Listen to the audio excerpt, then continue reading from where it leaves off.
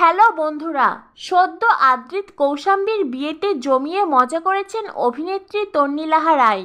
বিয়ের দিন শাড়িতে সাজ আর বৌভাতের অনুষ্ঠানে পশ্চিমী পোশাকে সকলের নজর কেড়েছিলেন তিনি। আনন্দের রেশ কাটতে না কাটতেই শোকের ছায়া অভিনেত্রীর পরিবারে। 14ই মে মাকে হারালেন অভিনেত্রী।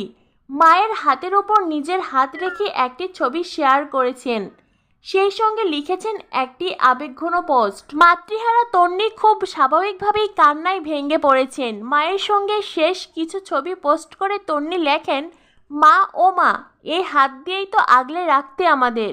এই হাতেই বছরের পর বছরে স্টেরয়েড, অ্যাসিড, স্যালাইন সব সহ্য করেছ, খুব কষ্ট পেয়েছ, কিন্তু আমাদের দেখাওনি। নিজের মাকে ভাইকে ছোটবেলায় হারিয়েছ, এখন নিশ্চয়ই তাদের সঙ্গেই আছো মা ও মা।